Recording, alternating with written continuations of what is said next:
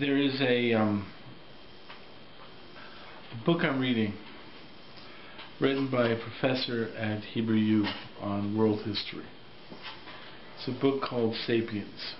Now, the book is from a secular perspective, the development of world history. The opening chapters of the book would be clear epicursus in terms of where human beings came from. It talks evolution and so forth and so forth. He makes a statement about culture. He says most people think that culture was stable, that societies stayed the same for many, many years. He says that's not really true. What the theory is of the development of culture is that it's much more, I'll use that word again, dynamic. Now, what does that mean? The fact is that in any value that you have, usually values coexist in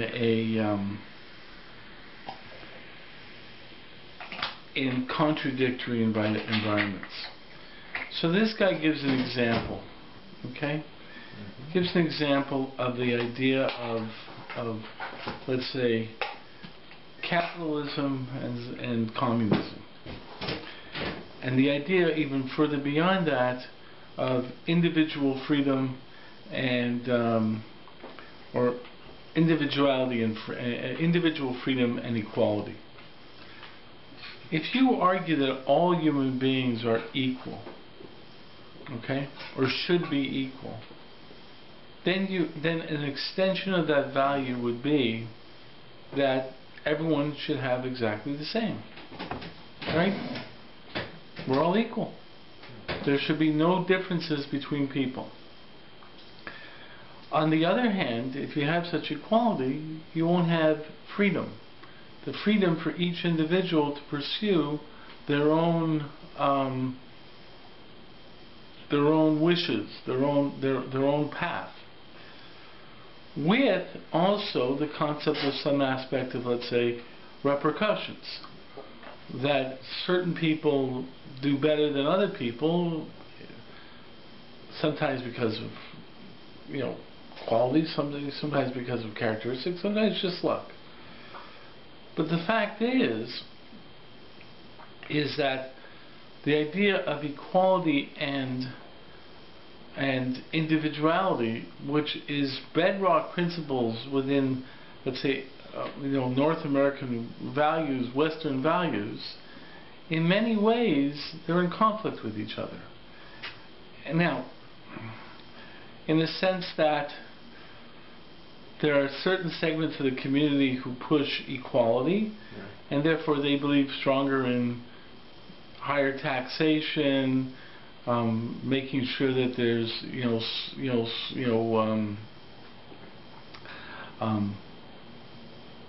social benefits to everyone, that there will be medical treatment for everyone should be equal.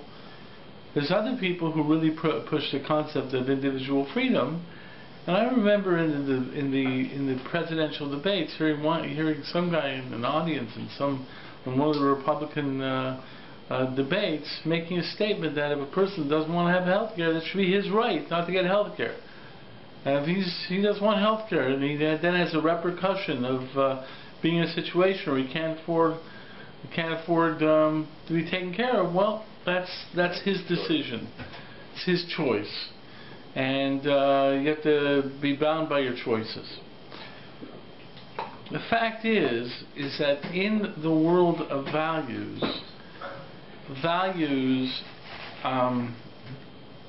in the extreme are always in tension. The truth is, what do you mean are always in tension? Values always have there's always an aspect that different values, which you can look at the value by itself and say this is a good value, right, but then you find another value that represents something that's really very different than actually opposing that, and therefore there's a concept of the fact that these two values could be in tension. They could be in conflict with each other. Well, there's recently a woman who is having a court case suing her company to have maternity leave to take care of her puppy. I mean, there's ridiculous cases also, but the fact is... But it's also ridiculous if we think, like, the way we think in our right, society. because the fact is the person is basically saying, I have this kind of relationship with my dog, right? He needs just mom care. Right. And the fact is, then we get into issue. I mean, the fact is I remember speaking to a guy who was going for his PhD in philosophy at U of T, who was talking about animal rights, and he basically called me a speciesist. Okay, what's a racist? A racist is someone who distinguishes between races. Says certain races have more rights than other races. He described me as a speciesist because I made a distinction between species of the animal kingdom and said that certain species of the animal kingdom have more rights than other species, which is true. From his perspective, I say, human beings have more rights than a dog. Than members of the canine population. Okay, now this gets into an issue. For example, he would argue that any animal experiments on animals for, I mean, you get an issue like this: can you experiment on an animal to find out if a perfume is a problem? Well, people sit there and say, no, the luxury of a perfume isn't worth the suffering of an animal. Well, what about you do experiments on animals to see if a certain drug works? Well, the suffering of an animal is worth saving human lives. That's if you believe that there's a distinction between animals and human beings. According to this person, if there is no distinction between animals and human beings because we're all members of the animal species, right? Then so that's an example. Now the fact is that gets into a certain amount of what are ethics and so forth and so forth. But within the normal perception of ethics, beside the fact that ethics are confusing and complex and a lot of people want ethics to be very simplistic, there's the concept that ethics can be at odds with each other. One good example of that, which a lot of people don't recognize, is in terms of midat stone, which we talked about. The fact is that in terms of the Sodomites, they had a value where people shouldn't get anything for nothing. That there was a value that a person should want to earn their keep, and there was a value that there's a value of carrying your own weight. The point is, though, is they took it to extreme even for someone who could not carry their own weight. That's where chesed comes in. The fact is that every value has its place, and every value has its place where it's inapplicable. Shaul Melech having some kind of rachanim to Agav was wrong. And the Gemara says that if you show mercy to someone where it's inappropriate, it will come back that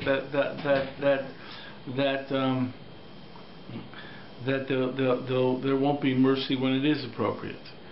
The point is that every value has its place. There's time for this and time for that. So the fact is when you're making decisions, first of all, you have to identify the values, and second of all, you have to make judgment calls on when this value takes priority over that value and so forth. Now, in the halachic system, the system itself has methodologies for how it tells you which value has priority. Okay, so the fact is when the halacha says A or B or C, it's basically saying this is the priority over that. So let me give you an example. A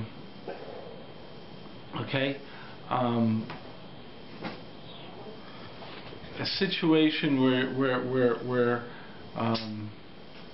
you see someone in distress on Shabbos, and it's life-threatening. So we say that concern for life has priority over Chilul Shabbos. Right? That's a halachic decision. There's other situations, though, with Avodah Zarah, we say that the violation of Avodah Zarah does not, it has priority over over even life. Okay, so this becomes the a statement that says when there's tension and so forth, therefore you have to make a decision, and you recognize, one of the key points about this is you recognize that the decision basically says we'll have a good side to it and not so good side to it.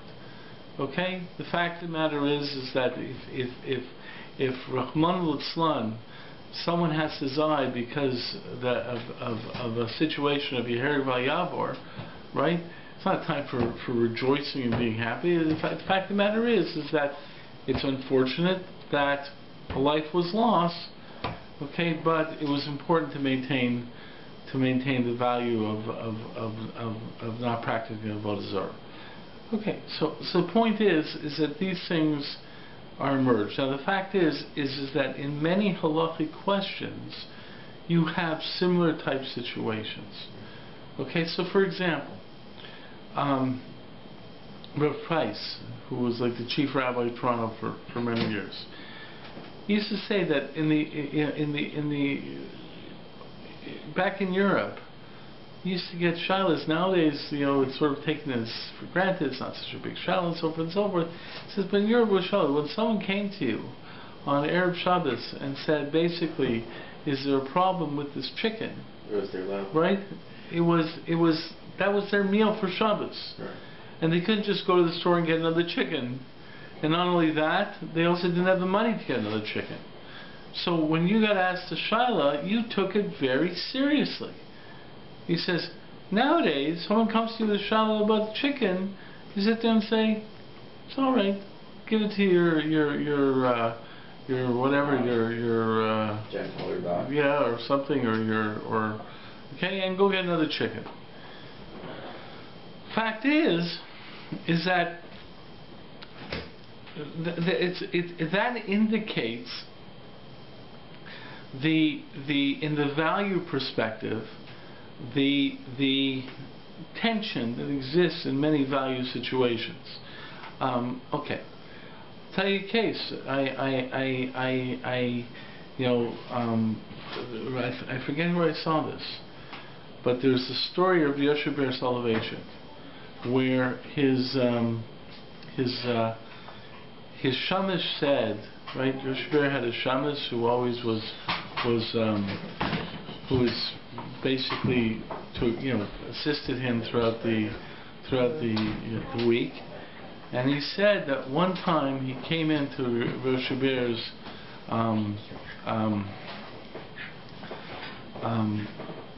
apartment in the morning, and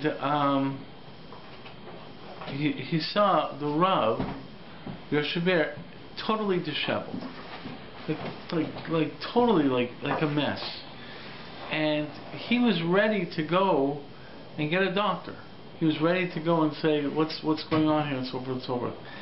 And all the Rav kept saying is, I couldn't find a heter. I couldn't find a heter. It seems that the Rav had a situation of a woman who was going out with someone who she couldn't marry, and the Rav felt that there was real affection within this couple and between the people, and that they didn't, and that he wanted to find a heter, but he couldn't find a heter. Now, what does that mean? That means that he had a feeling of for the values involved, and worked with those values. But he had to work through halachic arguments to see what happens with those arguments. So the point is what I'm really trying to say is that you have to first understand the complexity of values and the complexity of those issues. Now, when you get into halacha, then you get into the principles that are used to try and work out this kind of answer. So let me give you an example. What happened was there was a woman who basically was going out with somebody that she couldn't marry, and the Rav was trying to find a heter. The Rav felt that under the circumstances they had affection, they wanted to ship, but he couldn't work out a way to make it halachically. See, he felt like he said he was very, very upset with a person. He was very upset that he couldn't find a heter. There are other Rabbanim in that situation. Like I remember speaking to someone else in a similar type case who had access to another gadol. I said, why don't you go ask this gadol, this Shiloh? He says, you really don't know this other gadol. He would sit there and say, listen, there's other women in the world. In other words, this other gadol wasn't a romantic. Like, so she'll find some other guy, or he'll find some other woman. He wasn't so romantic that it was this b'sher so forth. So that's value distinctions that we live with, but that's not really halachic distinctions. That's values in terms of how people will approach a shiloh. Okay? In other words, there's certain times if you ask a shiloh to an individual, there's certain people who would sit there and say, that's a serious shiloh, and other people will sit there and say, so you don't do that. He's probably not this. Right, okay. Multiple times. Right, absolutely. But we're talking now about the halachic process. In the halachic process, what happens is when you have these type of issues, they express themselves in halachic reasonings. Okay? So for example, let me give you an example.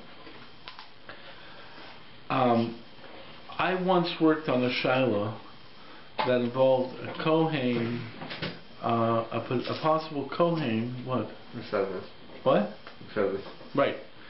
Okay, but I want to deal more with the halachic principles. With a possible Kohen married to possibly marrying a Gioris. And the fact that they're in love or something like that doesn't allow a Kohen to marry a Gioris. What allows a Kohen to marry a Gioris?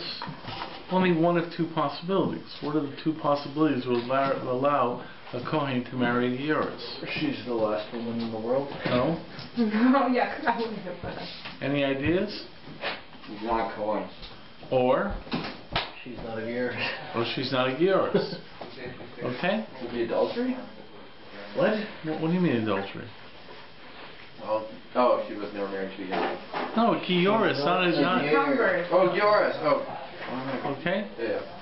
So there's only two ways that you can have a Kohen marry Gioris. Okay? But either identifying him as not a Kohen, or identifying her as not a Gioris. Okay, now how do you deal with that? How do you deal with that? If she just becomes non-Jewish again, then she's not a Gioris. Yeah, also you can't marry her. Details. Right? He's not a Kohen. So how do you go about proving that and discussing that? You just look at the ancestry. some water at Okay, it. so what you're saying is you're saying it's an ancestry issue. Right? Or the Gioris also would be an ancestry issue. The point is how does ancestry connect to halacha? What do? You go to ancestry.com and find these things or whatever? Isn't there like Masorah? You should look at the Masorah. What kind of Masorah? Well, if there's a Masorah that he was a Kohen, like it's a shallow of a Kohen, right? Yeah. And there are heter, so I guess you look at heterim or you look at cases like previously. The fact of the matter is you're getting to the point is that what defines a Kohen as a Kohen pursuant to halacha? It has to be by the father, right? No, that's not what you're asking. I'm asking how do you define it? Torch Baal Peh? The point is like this. The Kohen, you're saying, is based upon the father's lineage, right? Motherhood is based upon, a Jewish is based upon the mother's lineage. Okay, but in terms of, and this is where you get into the clique in terms of law, is that it becomes an issue of evidence, right? Okay, we say someone born to a Jewish mother is Jewish. Fine. Now, The point is in terms of a court, what evidence do you accept that this woman is born to a Jewish mother? Or this person is born to a Jewish mother? Okay? Who says it? Okay? That's an interesting question. Okay? Like for example, okay, I'm trying to give you an example. Like for example, let's say and this is where you get to issues of evidentiary law. What do you know about Jewish evidentiary law? What do you need to give testimony in Jewish evidentiary law? You have to be Jew, Shomer Shabbos, Shomer Shabbos, who's never gambled, well, or whatever that means. Who's God-fearing, right? What else do you have to be to give testimony in the Jewish court? Not a relative. Not a relative. Honest. What? Honest. Honest. Well, how do you establish honesty? Right. Look at the track You record. basically need to go with two people I guess. who were at that event, who witnessed it firsthand. So therefore, the only way, according to what you're developing, is the only way you could take evidence about the birth of a child being Jewish if two males who are Shomer Shabbos, right, who are not related to the mother, were there at the birth of the child and can give testimony that, hey, when does that ever happen? Well, they would be aided at the wedding.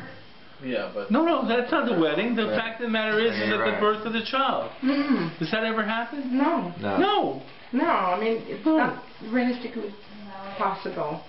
Well, it's It's possible. not going to happen.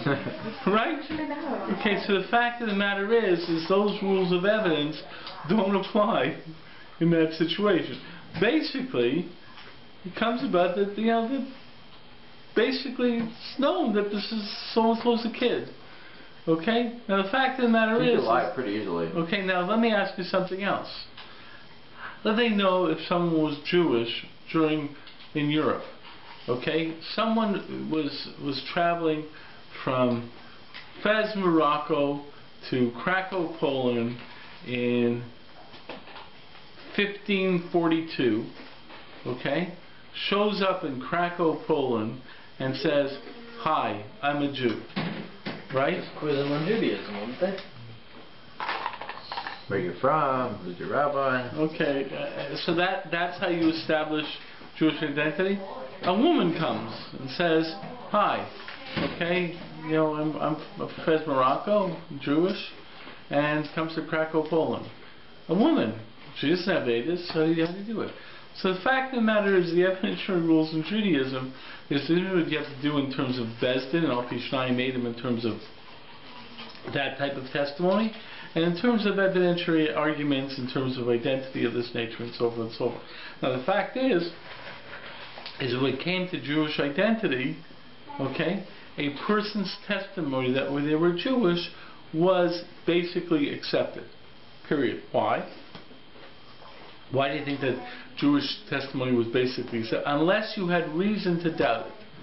So for example, the Rambam says that if you see a person acting in a very selfish and self-centered way, then you can question his Jewishness. Because the Gemara says that there are three attributes of being a Jew. Jews are Balei Chesed, they're Baishanim, and they're Bal Rachamim. So a serious job. So if you see a person who basically acts in a really vile, self-centered manner, the Rambam says you can question it. What does the Rambam mean? What the Rambam is saying is we have a prima facie concept. You know, they say in the courts, right, that there's a prima facie statement in the courts that says you're innocent until proven guilty. Well, in Jewish law, okay, in Jewish law, right, if you state you're Jewish, the assumption is we'll believe you that you are Jewish. Okay? Okay? Unless you act in a way that makes us question this assumption. Now, why is it that we're assumed that we'll accept a person's testimony they're Jewish? So one of the arguments is because what person, right, would want to be Jewish unless they really were, because Jews were maligned and attacked throughout the Middle Ages. There are Nazis who Right? What? That changes now. What do you mean Nazis? There are Nazis who pretend. So you're talking about specific cases, but in general. So the point is that when we're talking. What? So now some people argue that this argument is problematic because you don't have the same negative consequence if you say you're Jewish. That's what happened in Soviet Union. People wanted to leave to Israel, and everybody was claiming to be. Okay, so what am I doing here? What am I doing here? Without dealing with specific, what I'm doing here is like this. In any legal system, right, you have to deal with the law and the development of the principles behind the law. The law, here's an example in terms of identity. Some guy, and he used to travel around, you can pick up a phone and say, hey, do you know Chaim Yankel over here? He says he's from Fez. Yeah, oh yeah, sure. No, the fact of the matter is someone showed up in a Jewish community and said, listen, there's a concept of I'm Jewish. Okay, so what do we do in that situation? So it was developed an idea that the prima facie position is we'll accept the person's statement that he's Jewish. One of the reasons for accepting it was because, in general, people would not want to say they're Jewish unless they had a real reason for being Jewish, unless they really were Jewish. So what the Rambam raises is an argument, but if a person acts in a way that seems contrary to what we believe to be the basic psychology of Jews, how Jews will behave and so on and so forth, we now can question their Jewishness. So you're basically saying that you're Jewish unless there's reason to question whether you are or not. That's one example. Then, of course, there are other reasons to question or so forth. You find out that there's some kind of reason or something like that. So the question emerges whether, okay, so these are the kind of questions that come up in law. And when these questions come up in law, then you have to go back to the principles of the law to figure out how it works and how it doesn't work.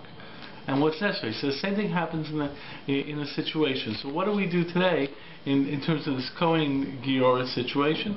Person is saying that is a convert. That means that they lived as a non-Jew before they're Jewish. So the person now says, oh, really, I'm really Jewish? No, you aren't, because you've already established the fact that you're not a Jew. Okay. So what kind of evidence do we need that would support stating that you're not Jewish? Now, that kind of evidence is not where you go and get exact evidence, because you have to get information, stuff like that. So the fact is that, and then you start getting into what's enough information, what's not enough information, and so forth and so forth. Let me give you another example, a famous case from the 1700s, I believe. There's a case like this. Okay, it's nothing to do with identity. It's a different problem. Case developed like this. There's a man who came to this city. Okay, his whole behavior when he came to the city was seemed to suggest that this man was a very, very holy man, a real special person. He would be sitting and learning, he would daven leiv, tikkun chatzos. Everything he did seemed to point to the fact that he was a really special, holy person. Okay. What happens is he's staying in someone's home, okay, and the wife is a tzedek because she's from family, whatever it is, and this woman really believes that this guy is like Eliyahu, like something special or something like that, like everyone else in the city. Okay, what? Go on. Okay, you know the story? Okay, so he's been staying there for months. Mamish, not a blemish on his behavior. Then informs the woman that she has to sleep with him. And if she sleeps with him, she'll maybe bring Mashiach, whatever, and to prove that this is correct, right? They'll be, if she goes out to behind that ridge over there, she'll find a pot of gold. Okay, so if she sleeps with him, and then this will bring Mashiach or whatever, and 2 days later to see that it's really true that this is right, she'll find a pot of gold. So he's basically mentioned this to her, and that's it. But the rest of his behavior is mamish, unbelievably, like this. Anyways, she is totally enthralled with the guy, and basically ends up sleeping with him because she thinks this is the biggest mitzvah in the world, and she would cause so much problems without sleeping with him, and that she would sleep with him, and so forth and so forth. Okay, she sleeps with him. After she sleeps with him, he goes off. He has to go back on his travels. He has other things, but 2-3 days afterwards, she's supposed to check to see the pot of gold is there. What happens? No pot of gold. There's no pot of gold. So she totally freaks out. Now, what's really potentially sad about this whole story? She's puzzled to her husband. She's also to her husband, right? Because she had an affair. Okay, and she had an affair based upon her own choice to have an affair. She wasn't raped. She was raped by somebody different. Okay. There's something about being seduced, right? The fact is, this whole story is like, There's what also was the, something first of all, about what was the being so husband? superstitious. The woman is obviously an idiot, but what was the husband at that time? okay, Like, fine. So you're asking, okay, Unfortunately, whatever. the woman is the average religious person. What happened is whatever the reasons happened. But the problem is the issue that arose was what do you do with this?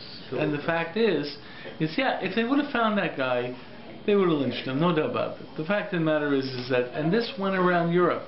This was a major shallow in Europe because everyone felt bad for this woman. Right? She was a nice, frum woman, and she was taken in by some phony, and she feels terrible, and she doesn't want to get a divorce from her husband. And so, what do you do in that situation? The husband was a card? No, that's the whole point. If the husband is anyone who has an affair of their own free will, which basically means the decision that I'm going to sleep with someone else was basically her decision. Basically, you have a problem. Okay. So the fact is that's where Meforshim got involved with it. People tied it like this. There's different arguments. The fact of the matter is one of the arguments is why is it that the wife is usher on her husband? Okay, so the argument is that it's not the fact that she's over there were arguments. It's not the fact that she's over the avera that made her usher. It's the fact that it was the fact that she was she rebelled against her husband. In other words, there's two aspects. There were some people argue there's two aspects to adultery. One is the aspect of you're over an avera, as usher, okay, and the other one is that you basically violated your relationship with your husband. So the question that emerges is that argument that says that a wife is no longer able to live with her husband. Is that an argument because she was over the avera, or is that because she basically rebelled against her? Then the argument developed that she didn't really, that her motivation was really rebelling against her husband. She was taken in by this guy, so it leads to the question of seduction. These became halachic questions. Now the reason they became halachic questions is because you basically break down the law to understand the underlying principles of the law. Did the Rabbi take it seriously? They take it. What do you mean take it seriously? Well, like you said, there are different Rabban. There's ones that are romantic, and there's one who's like, in this situation, people took it very seriously because it wasn't an issue of just being romantic. Right. It's an issue that you were breaking up a family, much as she had kids and stuff like that. Right. And also the fact of the matter is that it happens again. The point is that what I'm giving you, what I'm trying to say is that, but even in terms of, you're right, you're asking the question of how people respond to it. This is a question where there's a much more general response to it in that regard. But what was the suck in the end? I think they worked out a way for her to stay with her husband. Either way, they're all dead now. But the fact is that there are a lot of arguments. Okay, Moshe was asked Shilas about this, and he basically, I mean, the fact is, you have a Gemara. It basically says that it's actually a much more complicated issue. You're not a mamzer if you're if an ish. Yes, you are. So if you have a swinging couple, is there shalom mamzeres by the children? Yes. The fact of the matter is that it's not so simple. The truth of the matter is we have a concept that most times that people sleep together is with their husband. See, the question emerges like this. Right. See, there's an interesting question like this, and the Halacha asks this question. You know who your mother is because physically your mother gave birth to you. How do you know who your father is? Well, nowadays. No, yeah. Yeah, but that's not halakhically binding. So the fact of the matter is, it's an evidence question. What? Why shouldn't DNA tests are not halakhically binding? That's an interesting question. Yeah. The fact of the matter is, the question is, what is its position as testimony in all? But the truth of the matter is, we don't have to go there. The truth is that there are halachic arguments that basically define. We didn't have DNA testing 1,000 years ago. There's halachic arguments that say why we believe the father is the father, because we assume that people don't sleep around. Okay, the point is that these are all halachic perceptions. But you see, the truth is what I'm really trying to work with is that, and this is where it sort of made a shift in this conversation based upon what you said before. The first step of truly understanding the halachic process, from my perspective, is to understand the complexity of values and to understand how, from a value perception, there are different values, and sometimes these values are in conflict and so forth and so forth. And it's important to understand that conclusions, even in the general world of values, have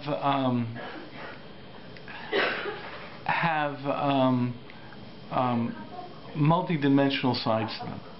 Okay, so for example, I was once asked a question by my brother-in-law, okay, who runs a humanitarian organization, and they have to send shipments of food, medicine, whatever, to the people who are on the ground in this South American country. And the only time that shipments that there was planes going to that country from Toronto was on a Friday night. So he wanted to know whether whether they could arrange for the shipments to go on Friday night, whatever it is. Okay, and this is not because but the organization attempts to abide by Shabbos if they can and so forth. But the only thing that was possible was Friday night. So he asked me a question, and basically I said it's a real problem. Like, the fact is, maybe you have to go, you go through non-Jews, but the fact is that there was a tension. There was Shabbos, and the fact that they were serving humanitarian needs. Okay, but the point is that if I say no, then it delays humanitarian needs. If I say yes, then it takes away from the value of Shabbos. The fact of the matter is that I'm not getting into the Pesach right now. Just the understanding that there are values that are in conflict in general. That's a first stage. It's important for people to understand. Okay? Okay, a lot of people want to have answers where it's black and white, like it's totally good if you do this and totally not good if you do that. It's nice black and white, with simplistic understanding of life. And the fact of the matter is, it's not so simple. Now the truth is, like, there's an article that I think Jews have expressed this concept for years. The abortion issue. Okay, we from a Jewish perspective, there's a problem with aborting, and there's a problem in not aborting. You have a case where a woman is raped and so forth and so forth, you understand real bottom. Understand? Yeah. Either way, there's going to be a negative. Either way, there's going to be a negative consequence. Either there's going to be death of an aborted fetus, or there's going to be a child who was born as a rape victim and brought up by a parent who has a tremendous dilemma in relating to that child. So it's really issues, and therefore you see Rabbanim struggling with it. But that's on the first issue. That's not the halachic issue. Then when you get into the halachic issue, then you have to deal with halachic principles, and that's where I made that switch over there. Halachic principles then go into how do we know where there's identity? How do we know this? How do we know that? Okay. What are the arguments, and so forth, and then you start dealing with halachic principles in coming to decisions. In those halachic principles, there are disagreements by Rabbanim in regard to those halachic principles. Let me give you an example in terms of abortion. Okay, what exactly is the problem with abortion? What do you think is the problem with abortion? Why can't a woman, or why can't you abort? Well, because the life is like you're taking away, like you don't have a right to be in place of God and take somebody's life. Already you're not talking halakhic terms. You're already talking God's halakha. No, but halakha is to the preservation of life. What's the law? What's the age of the What's the law? What's the law? The first thing you're to stop with is, if I tell you that something is usher, tell me what the law is. Committing murder is... So you're saying abortion is murder. That's your argument. Well, okay? Okay. The fact is, there's some abortion who say that. The problem is that if you do commit an abortion, what's the penalty? That... Because if it's... No. No. The abortionist doesn't get killed. So therefore, it's obviously not a regular situation of death. Oh wow. Okay, so therefore, there's arguments say really it's a subcategory of the Yisur V'tzicha. Okay, and the reason it had to be is because you can't give Asra, you can't give warning. But the fact of the matter is, there's one viewpoint that says it is an aspect of murder. Now, one of the problems with that argument is that there's a pasuk, there's psukim that talk about two men who are fighting, and in their fighting they hit a woman who's pregnant. Okay, and what happens? So that if they cause an abortion, then they have to pay. They have to pay the father of the child some money, and they also have to pay the woman for her damages. Okay, the point of the matter is that's a real problem, because if it was murder, right, negligent murder, right, they should be sent to right. So why not get sent to an Ari Mikvah? So the fact of the matter is that's one of the problems. So what exactly is the prohibition of abortion? Yeah, so this is the same situation. You were fighting, and you have to right. Okay, so the fact is that so there are people who say it's Ritzicha. Okay. There are other people who say no. Abortion is not Nisr Ritzicha. Abortion is Nisr Makkah. Can you elaborate on that? Yes. In other words, the reason the abortion is a problem is because you cause damage to the mother. I can't go up to you and hit you. I can't go up to you and break your arm. Even with my permission? That's another question. That becomes another question. Well, in most cases of abortion, you do have the mother's permission. So that becomes another question. Okay, and that yields into that issue. But the fact is that even with permission, it's not so simple. The point is that you have a lot of issues on that whatsoever. But the fact is that is one viewpoint, and that's one of the questions on that viewpoint. Now, there's a big difference between the two viewpoints, whether it's Tzitzicha or not. Okay, can you go to a dentist? Usually. Yeah, when a dentist does his thing, will it cause you pain? Yes. No. Okay. He's got good drive. Okay, but it could cause you pain, right? Getting a surgery, going to a doctor. Or let's say surgery. Let's say you want to, let's say, classically, not even for health. Let's say you want to get your ears pierced. Okay, so assume now, that a woman wants to get her ears pierced. Can she get her ears pierced? Yes.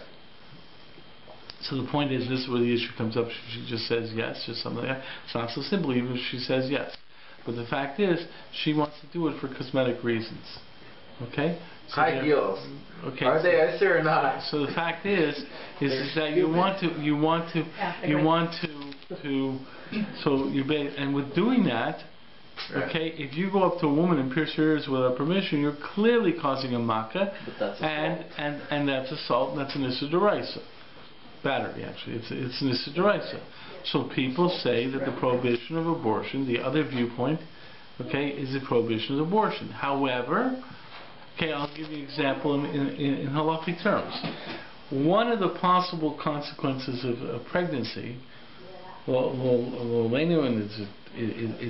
that there is a case, there's a possibility of what's called of diabetes forming in pregnancy. Okay, okay. So therefore, the doctors are usually very careful to make sure that the pregnancy does not have consequences of diabetes. Now, one of the problems with diabetes is the possibility that it could lead to blindness. Okay? So here's a woman who develops gestational diabetes. That's what it's called? Gestational diabetes. Okay. So, okay? And there is concern that because of this, she will go blind. Okay? So the doctor is saying, listen, you have to abort, because this pregnancy will cause you to go blind. Okay? So, the question emerges is basically in halachic principles. If you hold that the issue of abortion is a makkah, well, guess what? Right? You can do a makkah is, no, the fact of the matter is medical treatment for the purposes of a makkah, surgery, for the purposes of a makkah, no problem. So having, if the issue is one of makkah, having to do abortion because of diabetes, or because of concern for gestation pregnancy, okay, there's your argument. So makkah. Now, if it's ritzicha though, ritzicha is only over for life threatening, right? Okay, the woman's life is not threatened; she'll just go blind. Okay. So what do you do? What do you say? So then you have some people saying that becoming a summa, becoming blind, is a concern, is an issue of it could potentially be life-threatening. So therefore, in case of gestation pregnancy, you have some people saying the abortion is still usher because the life is not threatened. There's some people saying that blindness is a case that can be considered to be a possibility of life-threatening and so forth and so forth. And other people will sit there and say the issue is makkah, so therefore it's okay. That's an example of halachic processing. And the fact of the matter is, now where do you see people coming up with this disagreement? That's from the learning of the Gemaras and how they work out the different Gemaras. So why do people say you can't paskin over Gemara? You're not paskin over Gemara. The fact of the matter is that you can't paskin with just the Gemara. You have to go back to the Gemara and you have to go through the different shittas and the different ways of learning the Gemara and so forth, and see how the different Meforshim learned the Gemaras. But if you learn, let's say you learn Rashi and then you learn a Tosfos, and a Tosfos will learn it, and then Marsha, it's like completely different. Yeah, that's when you start understanding the great difficulty of a posek. I once gave a class to women on psak, okay, and my objective was for them to understand. People made fun of it. Oh, you're teaching these women how to paskin. I said, no, I'm teaching these women to understand psak. And my objective is what some women said, is that this is a real difficult process. To know all these Gemaras, and to know all the Rishonim Achronim and how they look, and to see these variant appeal, and how do you know which one's right? Right. I encourage people that I speak to fight with the Rabbanim. Is that? Yeah, but there's a way of doing it properly, in the sense of not fighting with them, of basically knowing. Like I had a friend who had a shaila. His shaila was he's not very good at parnasa, and he found this one parnasa that he thinks he could do based on his skills. He's a lack of skills. He's a mental block or something. Yeah. It's very damning. and he found one parnasa he thinks he could excel at. And within the schooling of the parnasa, there's an issue that arises. So I told him, if you're going to talk to your Rabbanim, talk to your Rabbi about it, but you have to say, listen, I have tried all these other outlets. This is my only shot. That's a different type of question. See, that's not questioning from the halachic arguments. You're asking the question on the first level of understanding the value concerns. The fact that this is the only possible parnasa is not a halachic argument. That's an argument that precedes halacha and says, hey, this is a serious question. Right? I'm confused. Okay. So first you want to establish if it's a serious question or not? No, what you want to do, okay, so first of all, there's a motivation to see things as serious. But the fact is that, let's go back to the other case I gave you. This woman is divorced and she's really uncomfortable covering her hair. Right. Okay? She wants to, she would really feel more comfortable because the hair was a terrible marriage. Yeah. It lasted like 3 months. Every time she covers her hair, she's reminded of a very negative experience, and it affects her in terms of her dating and going out with other people, and it makes her feel she doesn't feel good about herself, and so forth and so forth. Okay? That argument is not a halachic argument. That argument is an argument that says, I feel this way. Now, on that level, you go up to people and say, that's the shal or not that's the shal. Now, the truth is that a lot of people will just respond, well, the Torah says you should cover your hair, you should feel good with yourself. The fact of the matter is that kind of response is like a simplistic response to the values. Yeah. Are there Rabbanim that may respond that way? Yes, and basically dismissed any questioning. Can you dismiss them? You can look at it, but the fact of the matter is that what you find is that there are sensitive poskim who say, yeah, I understand the concern, okay, and but that's not a halachic argument. The fact is, what that says to me is, I understand your concern. You're not just asking to have your hair uncovered because it's like you're asking because of a very serious concern for you in person, and therefore that then motivates what I would call the standard posek to basically sit there and say, this is a serious question. Let me look in the sources and see if I can come up with an answer.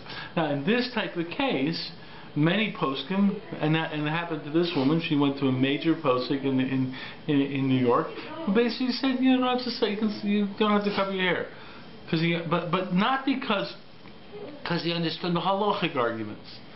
But the point is not because of the value argument. So when a person, I'm confused. How do you separate the two? Because they're different principles. Okay. That's where I'm looking. Okay. So the fact is when you're talking about emotion and you're talking about what the people are feeling, that generally is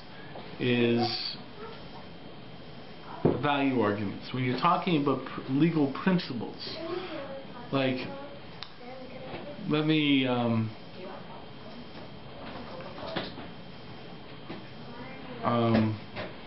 give you an example, a different example.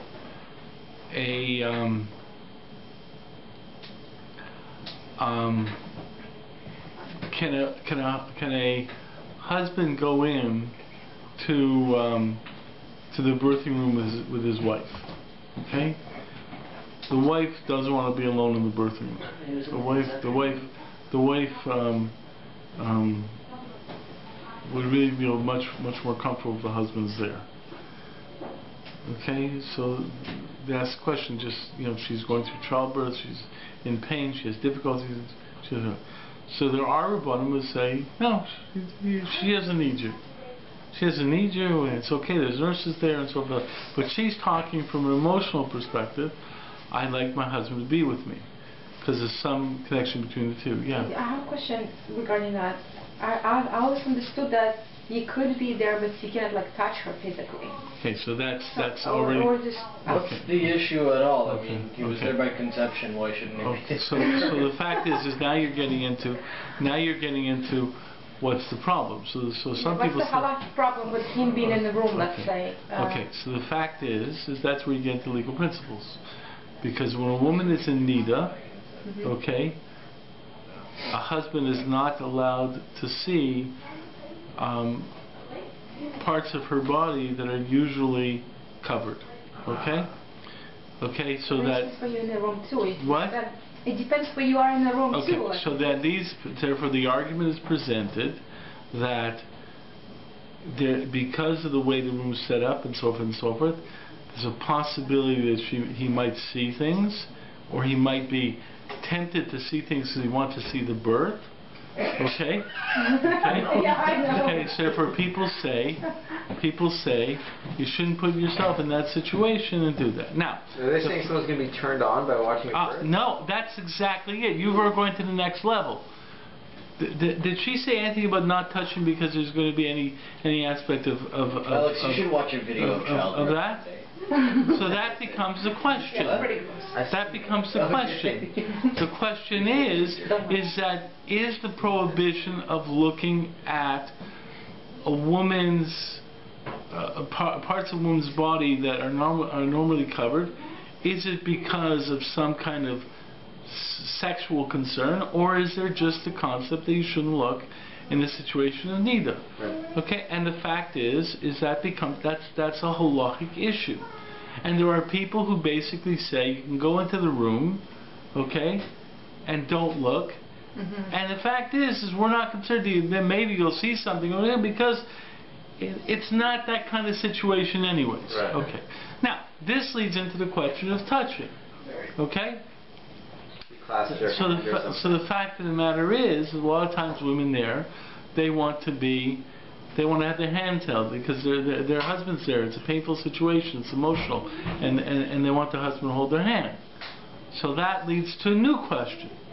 Okay, can you hold the hand just for emotional support? Okay, so some people say no, because any touching between a husband and wife is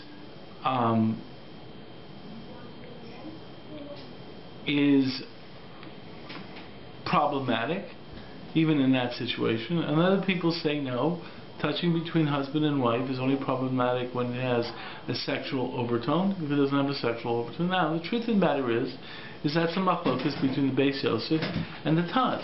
It's a major halachic disagreement. Okay? Okay, so the fact of the matter is the Beis Yosef says... modern Orthodox system versus... No, the Beis Yosef basically says that a husband cannot touch his wife when she's in nida, even for medical necessities. Okay? She's falling? Right? That's the Beis Yosef. The Taz basically says that's the way we should behave, but if there's no one else, okay, and so basically just don't make it sexual. Make sure it's not sexual. And sexual meaning any type of the truth is, but these become halachic principles. Okay, you're not talking values. Everyone's value is, of course, we care for life and so forth and so forth. The fact is you're talking principles. But I thought the principles are guided to some degree. No. That's the first mistake that people make. That's exactly the major point. So why did you say the individual matters on the halacha? Because the fact is the individual is first of all, I'm presenting the idea that you have to have an understanding of the underlying values. You also have to understand that the principles work within their own vacuums. And then you also have to understand the concerns and the balances between the two. Also, the individual can be a factor in it in terms of certain decision making. So the truth of the matter is for example,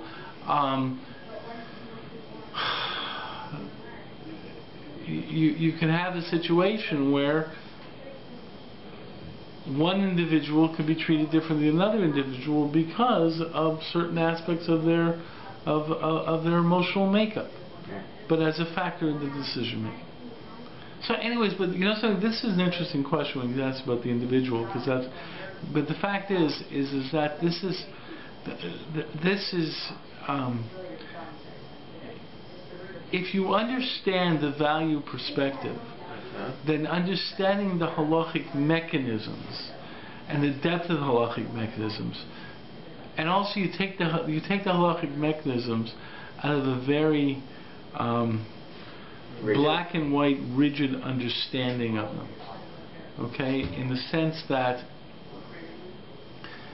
you begin to see the underlying principles of those mechanisms, and also your value perceptions don't always lead to the conclusion you may like, but the fact is that's a factor that you're supposed to be aware of. In other words, halacha is supposed to be objective. Halachic determination should be objective, which means basically an intellectual process. But our poskim, like going back to that case of that woman, okay, the decision that this is a terrible case and so forth and so forth, it's a terrible case. Almost every post that comes up in a guna situation, it's a terrible case, okay? Having the sensitivity that it's a terrible case is supposed to then be something that you're aware of. But then when you make your halachic investigation, the fact that it's a terrible case is something that pushes you to look at the sources, but then you have to look at the sources. And then you begin to understand what's involved, what are the arguments involved, and so forth and so forth, from the halachic perspective. So then you have a Rav who then goes along, a newfangled Rav who then... Yeah, that's the problem. Says it challenges the whole system to begin with. And that's where you get more radical thinkers and less radical thinkers. And the fact is that who can be more radical, who can be less radical. Right. The point of the matter is that usually when we see someone who is a little bit more radical, we want that person to have some type of standing to be able to come up with it, because we want, Ramosha was, in many ways, people thought Ramosha said some radical statements, but his arguments were always solid in terms of understanding the Gemaras and so forth and so forth. Okay, did he have an understanding of the value consequences? Sure, he did. But the fact of the matter is that wasn't a factor in this halachic process. Okay. It's like being in a courtroom. Like, we have a lawyer who it has to be solid facts. Like, nobody cares about what anybody feels. It's like you have to. Yeah, but the fact is that in the legal thing, in the legal arguments are not necessarily just the value emotional arguments, but the fact is... But you have to present your evidence. Like, in each case, the evidence matters. It doesn't matter. Emotions are like take second background to the but then you work evidence. with legal principles. Yeah. So that's what it is when it comes down to But the fact is the legal principles in the law are very solid, defined, and articulated. Yeah. And but the point is you have to understand the wealth of the issues involved. If you think that the conclusion is going to be black and white, then you miss the point. If you understand that life itself has issues and so forth, then you begin to understand. Like for example, you take the major. A lot of times you have major issues where at the starting point you already saw that the people involved understood that the answer wasn't black and white. You had to deal with the depth of the issue. Just in terms of, hey, this is not black and white. Right. And but then when you answer that decision, and even someone who answers it in a way that is not the popular, emotional way, basically recognizes that the halacha says this, and this. Okay? Yeah. Okay.